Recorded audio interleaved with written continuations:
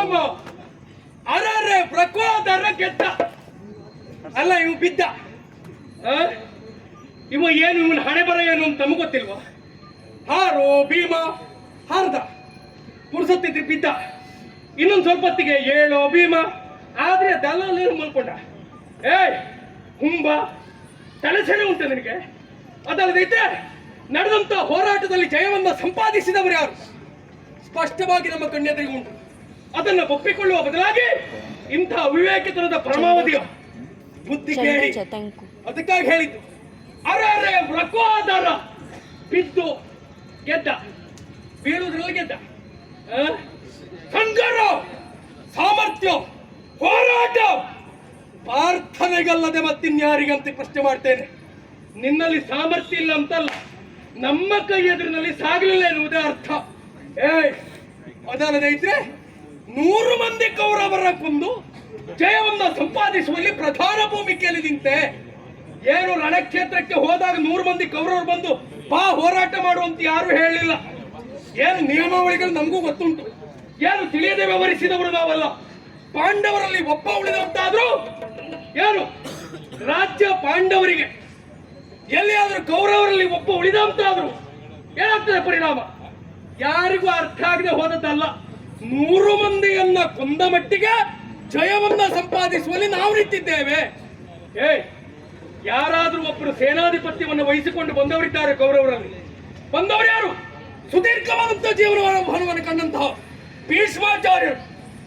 ಇಚ್ಛಾಮರಣಿಗಳ ಹೋರಾಟ ಕಣಕ್ಕಿಳಿದ್ರು. ದಿನ ಒಂದಕ್ಕೆ 10,000 ಮಂದಿ ಮಕುಟವರ್ತರ ತಲೆಯನ್ನು ಕಡಿತೇನೆ ಪ್ರತಿಜ್ಞಾಬದ್ಧರಾದರು. ಅದೇ ಪ್ರಕಾರವಾಗಿ ನಡೆದುಕೊಂಡ್ರು. 10 ದಿವಸದ ಪರ್ಯಂತರವಾಗಿ ಹೋರಾಟದಲ್ಲಿ ಅವರನ್ನ ಕೊಲ್ಲಲಿಕ್ಕಾಗದೆ ನಾವು ಪರಿತಪ್ಪಿಸಿದ್ದು ಹೌದು.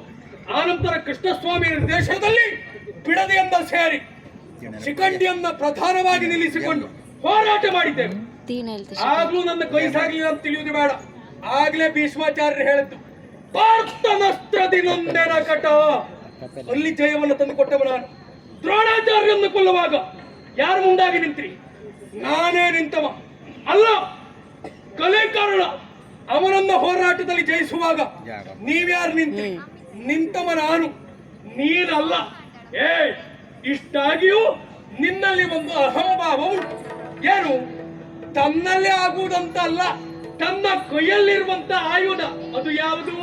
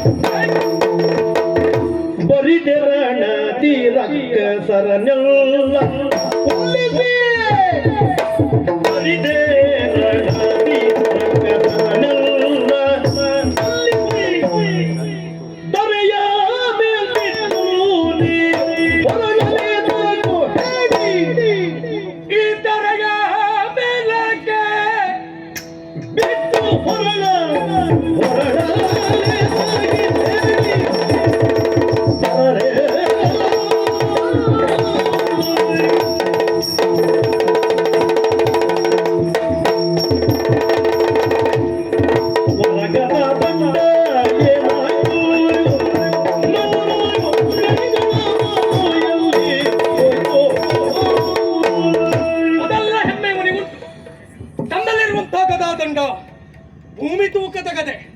ಅದ್ ನೀವು ಎತ್ತಿ ಅಳತೆ ಮಾಡಿದವರು ಯಾರು? ಭೂಮಿ ತೂಕ ಅಂತ ಯಾರಿಗೆ ಗೊತ್ತುಂಟು?